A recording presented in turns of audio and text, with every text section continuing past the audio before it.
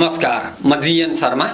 नेपाली कांग्रेसका पूर्व सभापति पूर्व प्रधानमन्त्री शेरबहादुर देउवाले लामो समय पछाडि एउटा विज्ञप्ति जारी गरेर आफ्ना धारणा सार्वजनिक गरेका छन्।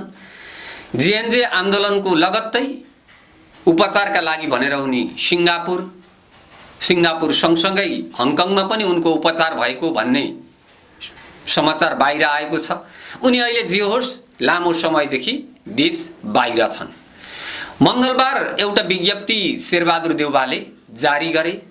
बीपी स्मृति दिवसकै यो अवसर पारेर भन्नुपर्छ, यता कांग्रेसमा संस्थापन र संस्थापन इतर पक्षबीच चरम विवाद उत्कर्षमा पुगेको छ। संस्थापन पक्षका आफ्ना भनाई, इतर पक्षका आफ्ना भनाई। जो संस्थापन इतर पक्ष भनिन्छ उनीहरूलाई शेरबहादुर देउवाको समूह पनि भन्ने गरिन्छ। खैर जे होस्, लामो समय पछाडि विज्ञप्ति मार्फत पूर्व प्रधानमन्त्री तथा पूर्व सभापति शेरबहादुर देउवाले आफ्ना धारणा सार्वजनिक गरेका छन्। उनले विज्ञप्तिमा आफू चाँडै नेपाल फर्कने पनि उल्लेख गरेका छन्।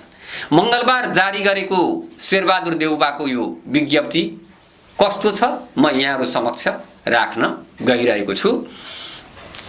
नेपाली कांग्रेसका पूर्व सभापति शेरबहादुर देउवाले जननायक विश्वेश्वर प्रसाद कोइरालाको स्मृति दिवसका अवसरमा जारी गरेको विस्तृत सन्देश मार्फत नेपालमा लोकतन्त्र, संविधान, राष्ट्रिय एकता र जनअधिकारमाथि बढ्दो चुनौतीप्रति गम्भीर चिन्ता व्यक्त गर्दै राष्ट्रिय सहमति, संवाद र लोकतान्त्रिक संस्कृतिको पक्षमा दृढ प्रतिबद्धता जनाएका छन्। देउवाले नेपालको लोकतान्त्रिक आन्दोलनका महान नेता तथा नेपाली कांग्रेसका सर्वोच्च प्रेरणा स्रोत जननायक बीपी कोइराला प्रति हार्दिक श्रद्धाञ्जली अर्पण गर्दै राष्ट्रवाद, प्रजातन्त्र, समाजवाद, राष्ट्रिय मेलमिलाप र जनताको सर्वोच्चता प्रतिको बीपी को विचार आज पनि नेपाली राजनीतिका लागि मार्गदर्शक सिद्धान्त बनेर रहेको उल्लेख गरेका छन्। उनले सम्पूर्ण नेपालीमा बीपी को स्मृतिलाई सम्मानपूर्वक स्मरण गर्दै शुभकामना पनि व्यक्त गरेका छन्।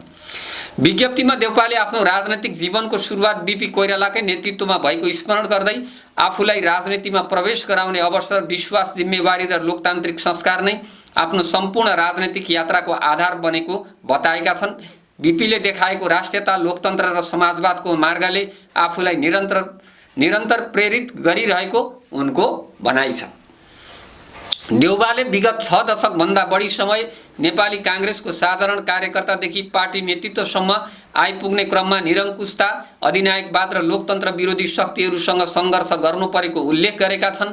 जेल जीवन, राजनैतिक प्रतिबन्ध, दमन तथा अनेक कठिन परिस्थितिका बीच पनि लोकतन्त्र, संविधानवाद र जनअधिकार प्रतिको आफ्नो विश्वास कहिल्यै नडगमगाएको उनले बताएका छन्।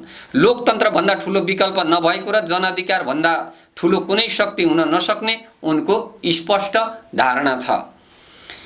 सन्देशमा उनले नेपाली कांग्रेसले प्रजातान्त्रिक आन्दोलनदेखि शान्ति प्रक्रिया, संविधान निर्माण, विनाशकारी भूकम्पपछिको पुनर्निर्माण, कोभिड-19 को महामारी जस्ता चुनौतीपूर्ण समयमा समेत जिम्मेवार भूमिका निर्वाह गरेको उल्लेख गरेका छन्। कांग्रेसले देशलाई स्थायित्व, लोकतान्त्रिक प्रणालीको सुदृढीकरण र जनताको जीवन रक्षाका लागि ऐतिहासिक योगदान दिएको उनको दाबी छ। हाल स्वास्थ्य उपचारका क्रममा परिवारसहित विदेश रहे पनि आफ्नो मन, सोच र चिन्ता निरन्तर देश, जनता र लोकतन्त्र र राष्ट्रिय हितमै केन्द्रित रहेको देउवाले उल्लेख गरेका छन्। नेपालमा विकसित पछिल्ला राजनैतिक घटनाक्रमलाई आफूले गम्भीरतापूर्वक निहालिरहेको भन्दै उनले असहिष्णुता, प्रतिशोधको राजनीति, राज्य शक्तिको दुरुपयोग तथा राजनैतिक पूर्वाग्रहका आधारमा गरिने दमन लोकतान्त्रिक समाजका लागि स्वीकार्य हुन नसक्ने चेतावनी समेत दिएका छन्। देउवाले लोकतन्त्र भनेको जनताको सामूहिक आत्मनिर्णयको अधिकार भएको उल्लेख गर्दै जनमत नै राष्ट्रको भविष्य निर्माण गर्ने सर्वोच्च शक्ति भएको बताएका छन्। लोकतन्त्रको रक्षा गर्नु भनेको राष्ट्रको रक्षा गर्नु भएको उनको भनाइ छ। गत आम निर्वाचनपछि प्राप्त जनादेशलाई सम्मान गर्दै नेपाली कांग्रेसले प्रतिपक्षको भूमिकाबाट लोकतन्त्र, सुशासन र राजनैतिक स्थायित्वका लागि रचनात्मक सहयोग गर्ने नीति अवलम्बन गरेको उनले स्मरण गराएका छन्। तर वर्तमान सरकारले प्रतिपक्षीप्रति प्रतिशोधको राजनीति अघि बढाएको आरोप लगाउँदै देउवाले स्वतन्त्र न्यायपालिका, संवैधानिक निकाय तथा लोकतान्त्रिक संस्थामाथि दबाव सिर्जना गर्ने सङ्केत देखिएको बताएका छन्। न्यायपालिका र अख्तियार दुरुपयोग अनुसन्धान आयोगलाई कार्यकारी नियन्त्रणमा राख्ने प्रयास भइरहेको आरोप लगाउँदै उनले यस्तो प्रवृत्तिले लोकतन्त्र, संविधान र राष्ट्रिय सुरक्षामाथि नै खतरा उत्पन्न गर्न सक्ने चेतावनी समेत दिएका छन्। यस्तो परिस्थितिमा नेपाली कांग्रेसको जिम्मेवारी केवल प्रतिपक्षको भूमिका निभाउने मात्र नभई लोकतन्त्र, संविधान र राष्ट्रियता र आम नागरिकको सुरक्षा गर्ने ऐतिहासिक दायित्व समेत भएको उनको भनाइ छ। बीपी कोइरालाले अघि सारेको राष्ट्रिय मेलमिलाप नीतिको स्मरण गर्दै देउपाले व्यक्तिगत सुरक्षा वा राजनैतिक स्वार्थभन्दा माथि उठेर राष्ट्र, लोकतन्त्र र राष्ट्रिय एकतालाई केन्द्रमा राख्ने बीपीको दृष्टिकोण आज पनि उत्तिकै सान्दर्भिक रहेको बताएका छन्। राष्ट्र स्वाभिमान, आर्थिक समृद्धि, सामाजिक न्याय, समानता र समावेशी विकासको मार्ग नै नेपाली कांग्रेसको मूल आधार रहेको उनले बताएका छन्।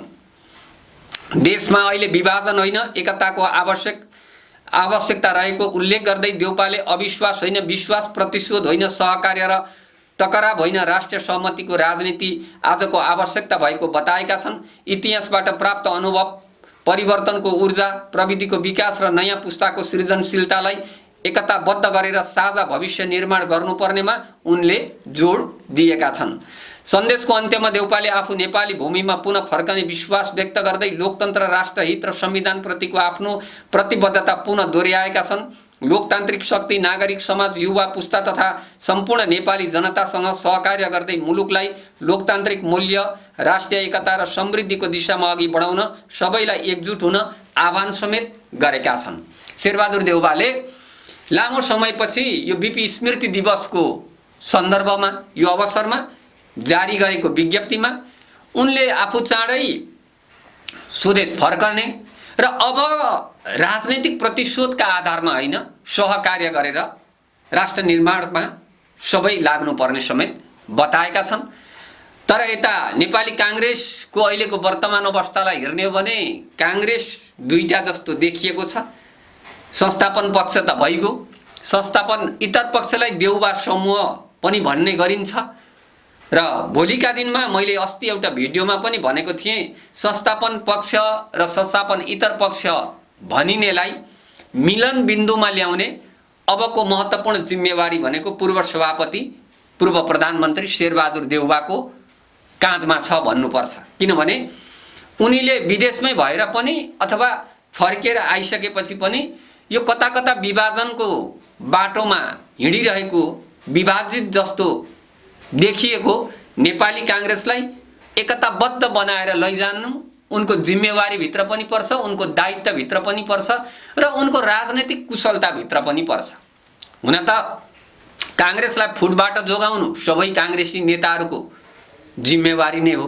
त्यसमा पनि लामो समयसम्म पार्टीको नेतृत्वमा रहेका शेरबहादुर देउवा आफैमा एउटा मूल खाँबो पनि हुन् कांग्रेसको। त्यसैले कांग्रेसमा देखिएको यो विभाजनलाई उनले एकताबद्ध बनाएर अगाडि बढाउन पनि अब उनको जिम्मेवारी रहेको देखिन्छ। र आज बीपी स्मृति दिवस देशभरि नै नेपाली कांग्रेसले विभिन्न कार्यक्रमको आयोजना गरेको छ। त्यसमा संस्थापन पक्ष त छँदैछ, संस्थापन इतर पक्षले पनि देशभरि नै आज यो स्मृति दिवसको आयोजना गरेको छ र भनिन्छ संस्थापन इतर पक्षले आजै राष्ट्रिय भेलाको मिति पनि तोक्ने भनिएको छ। र कांग्रेस यो अवस्थामा भइरहँदा विदेशबाटै पूर्व सभापति, पूर्व प्रधानमन्त्री शेरबहादुर देउवाले सिङ्गो कांग्रेस मात्रै होइन, आम नेपाली अब एक बनेर जानुपर्ने, त्यो एकताको बाटोमा लाग्नुपर्ने र राजनीतिक प्रतिशोधका आधार, राजनीतिक प्रतिशोधले होइन सहकार्यको हिसाबले अगाडि बढ्नुपर्ने उनको विज्ञप्तिको आशय र सन्देश रहेको छ। अब भोलिका दिनमा देउवा नेपाल फर्किसकेपछि कांग्रेसलाई कसरी अगाडि बढाउन उनले एउटा जिम्मेवार भूमिका निर्वाह गर्छन् र अहिले पनि उनको भूमिका विदेशमा भए पनि त्यत्तिकै महत्त्वपूर्ण छ। खैर जे होस्, बीपी स्मृति दिवसको यो सन्दर्भ र अवसरमा पूर्व सभापति, नेपाली कांग्रेसका नेता, पूर्व प्रधानमन्त्री शेरबहादुर देउवाले जारी गरेको विज्ञप्ति मैले यहाँहरू समक्ष प्रस्तुत गरेँ। हवस्।